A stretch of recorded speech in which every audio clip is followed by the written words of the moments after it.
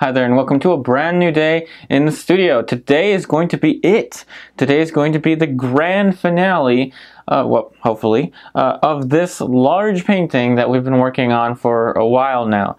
This past Tuesday was the last pose from life with our model Steve. So technically, all of the large colors are now finished. The last thing that I'm really going to want to do is just reevaluate. And by reevaluate, I mean look for the areas that I mixed from life, the areas of color in the background that I mixed from life, and basically continue to replicate them across the entire background.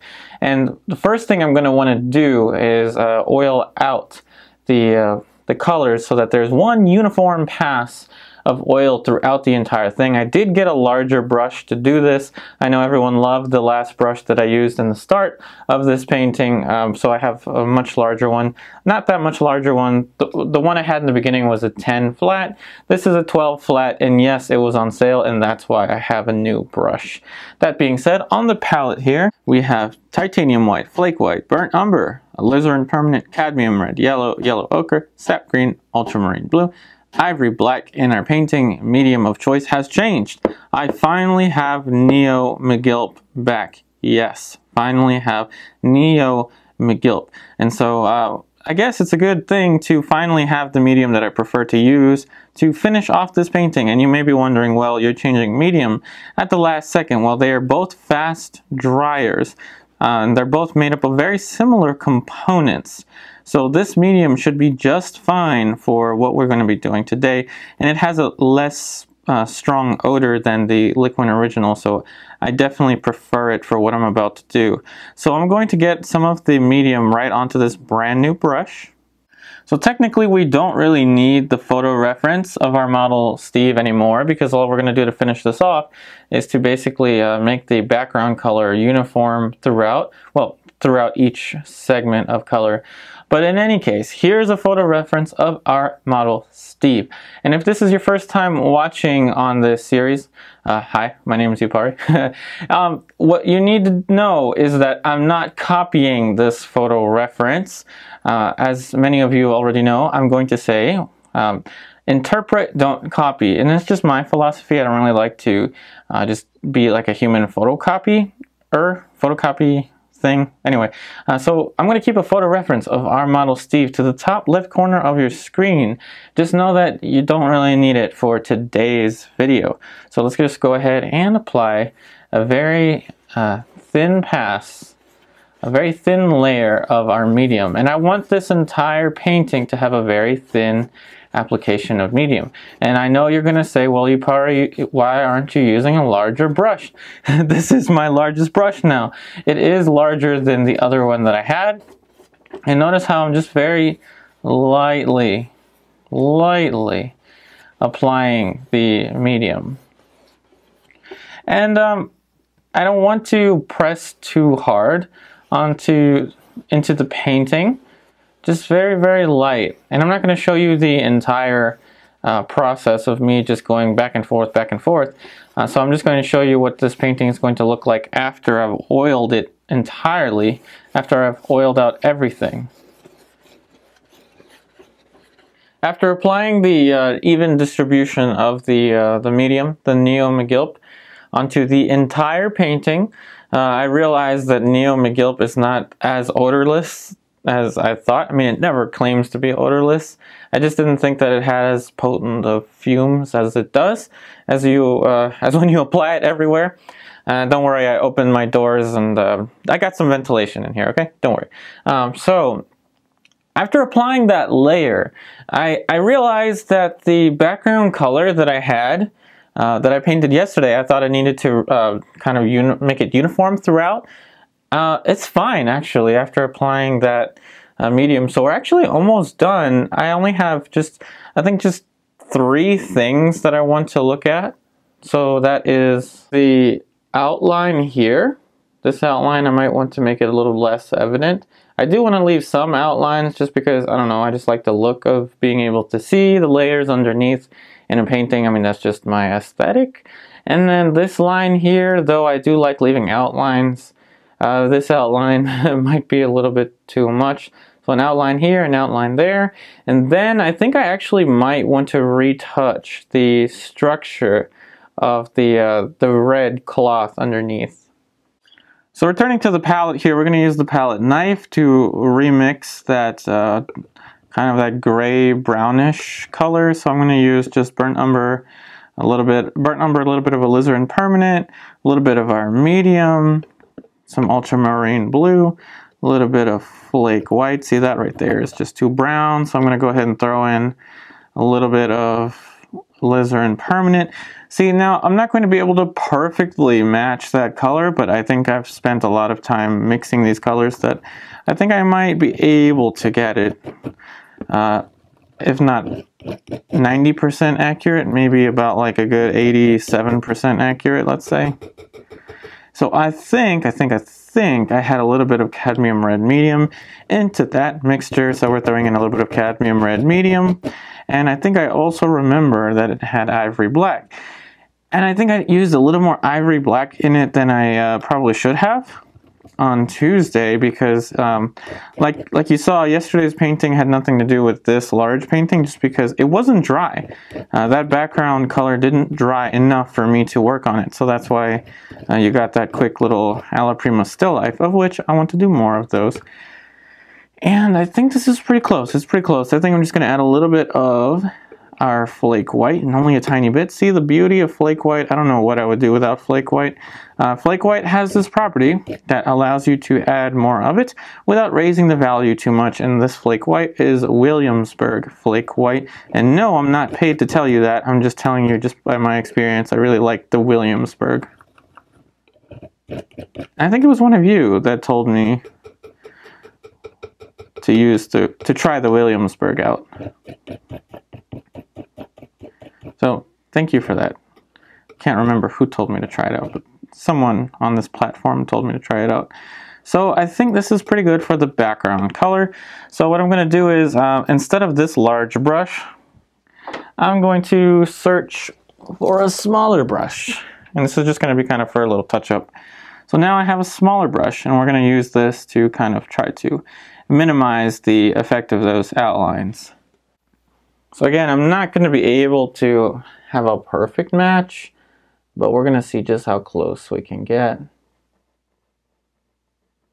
And that right there is pretty close. I think it just leans a little close, too close to the red. So we're going to return to the palette.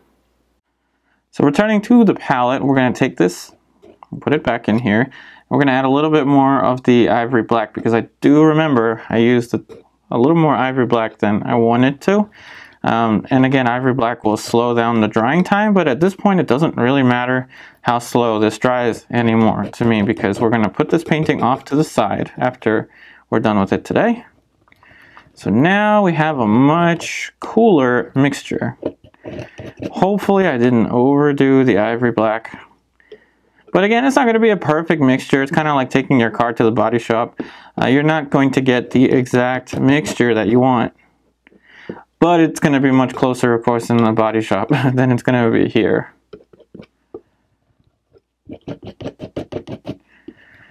Alright, so that's a little bit closer. I think a tiny bit more cadmium red. Nope, no cadmium red.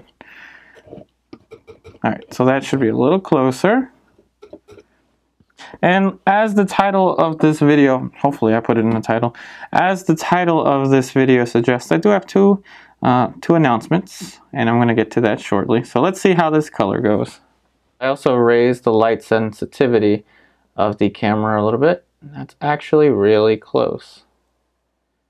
That's almost spot on with the background color that I wanted. Again, there's a little bit too much of the red showing through, so I'm going to try not to trip over my camera. Okay, I'm going to get a little bit of the paper towel just to kind of subtract and accidentally glaze onto the binoculars. So just going to subtract what I had before. And now I'm going to fill this in, and as I'm filling this in, I'm going to talk about the announcements that I have. So, wow, that's a really close mixture. Anyway, so the announcements that I have are, I'm going to be traveling to Zoll's studio in Timonium, Maryland, and Studio Incominati in Philadelphia, Pennsylvania.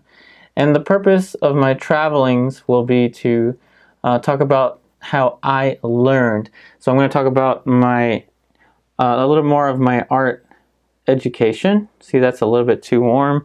So I'm going to go ahead and see if a little bit of ivory black off camera.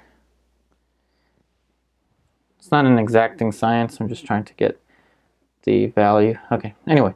So the purpose of my travels is going to be to talk to you about how I learned.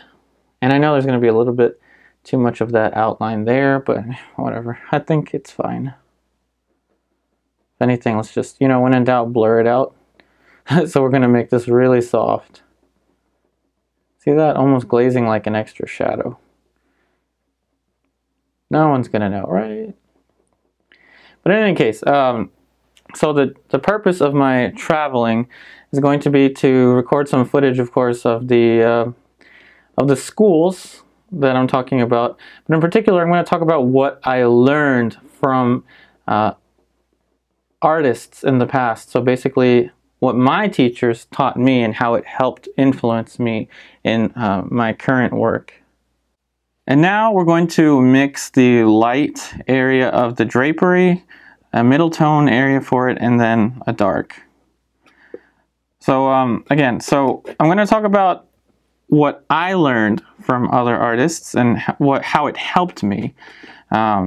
I just think that I want to share as much as I can with you, and I think it's important that I share with you that I had really great teachers in my past. Some of the best teachers, I think.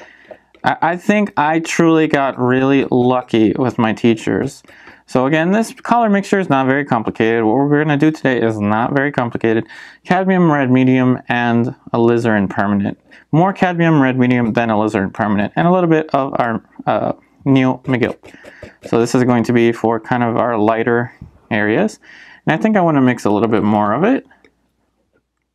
So okay, we're going to start off with Paulden Hamilton. Paulden Hamilton, I really think I was lucky to find him or I guess we found each other. It might sound a little weird, but anyway, I was lucky to find him as a teacher in my late teens. I was 17, 18 when I first started taking classes with him. I met him taking another teacher's color something workshop, but at the time I wasn't really looking for color. At the time I just wanted to improve on technique. I wanted to be more like an old master, and what you need for that is really drawing. Actually, I need a little bit more alizarin permanent. Alright, so we're back with the alizarin permanent. So at the time what I really needed was drawing and how to learn how to draw with paint. So basically that Umber sketch that you see me do all the time, that's mostly attributed to studying with Paulden Hamilton. So Paulden Hamilton. And so after Paulden Hamilton, the next thing is going to be a trip to Studio Incominati in Philadelphia, Pennsylvania. And what I learned there, let me also talk about what I'm doing. So same kind of mixture as this, the alizarin permanent cadmium red, just a little more of the alizarin permanent just to make it darker. Okay? Okay. So what I learned at Studio Incominati was really how to simplify and how to see simple shapes and how to kind of react in a painting. How to have a really brave start. Brave brushing really came from my time at Studio Incominati. So that's just a short little introduction while I'm mixing up paint on my and the purpose of my travels. It's going to be a lot of fun to travel as well. I'm going to definitely film, or I hope to film, some of the actual traveling to get there, to these places. So I'm going to put these colors off now to the side here, very close to the medium. And then I'm going to get 2 brushes. I was going to mix up a middle tone, but I think I'm going to let the color we already have on the fabric be the middle tone. So now I'm just going to get 2 brushes. I got 2 brushes here. So we have a size 6 flat And we have another size 6 flat. So how about we start off with the light one first. So let's start off with this one, a little bit more Neo Migilp.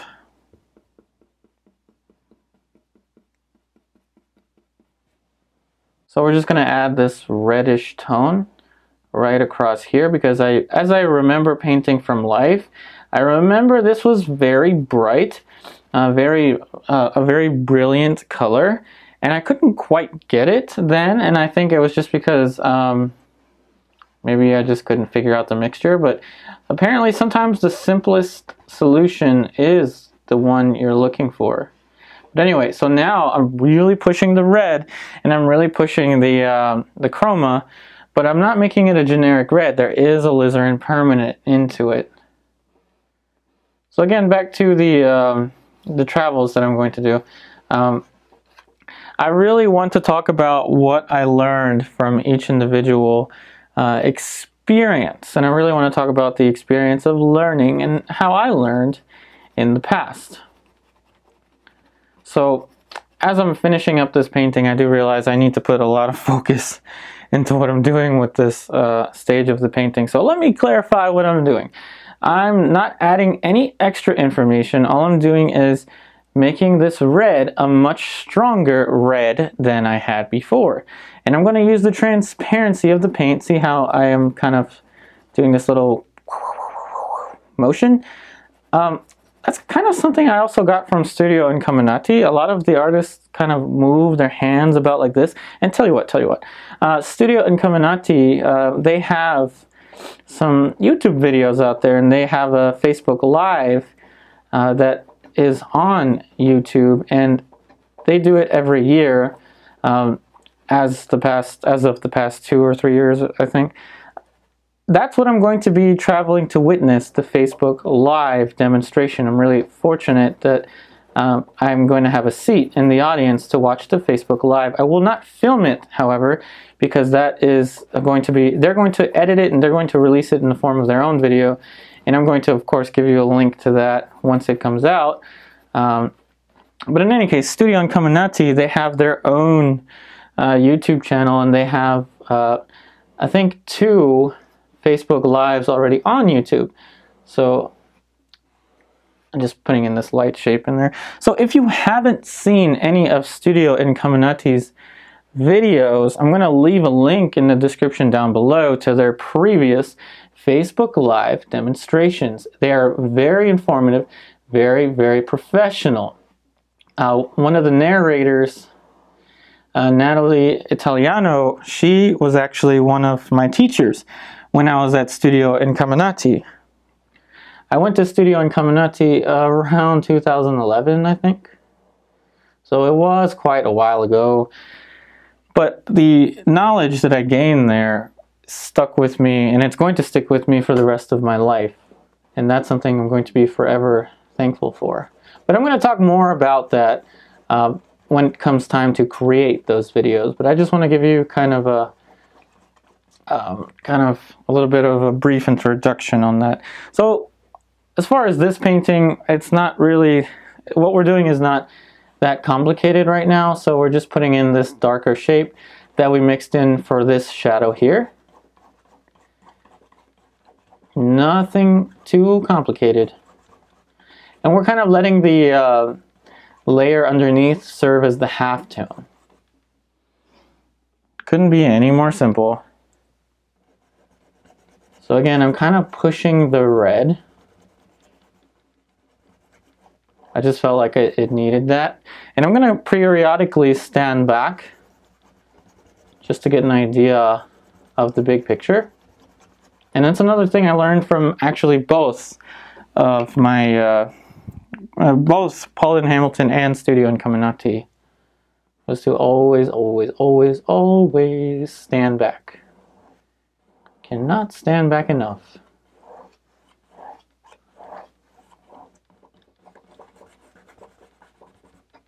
So the chroma is much stronger in this area, and then it's going to fade. It's going to dissipate over as we move away from it. And I'm going to do that with, again, the broken color. So again, broken color is just this. Just kind of letting the tone of the layer underneath show through. But at this point, it's much more similar to glazing, I will admit. So this is much more like a glazing. And glazing is kind of something you want to do around the end of a painting, just to tweak the colors. Not always, but that's just what I'm doing. Just to add a little bit more red to that mixture.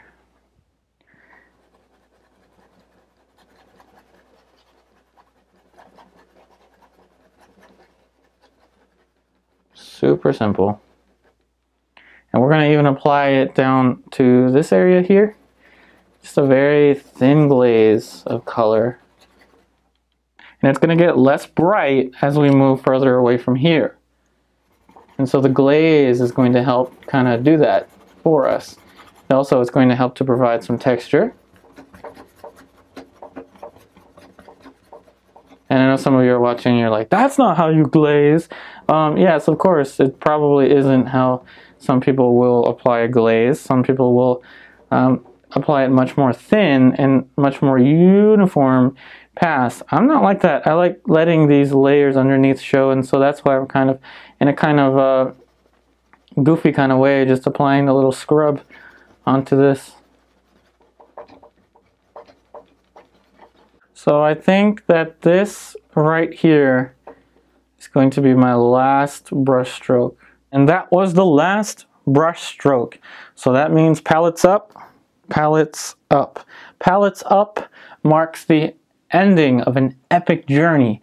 And that's what each painting is for us. It is an epic journey full of tremendous, tremendous obstacles that we overcome and learn from. Each day we can be in the studio is a day that we can learn and have fun. That being said, it has been my pleasure to bring the experience of creating this painting to you. I really wish you the best in all of your artwork, and I'll be back again very soon. That being said, this is what the painting looks like with the camera as close to front and center. I really wish you the best in all of your artwork. I hope that the development of this painting has helped you out. I wish you the best, and I'll be back again very soon.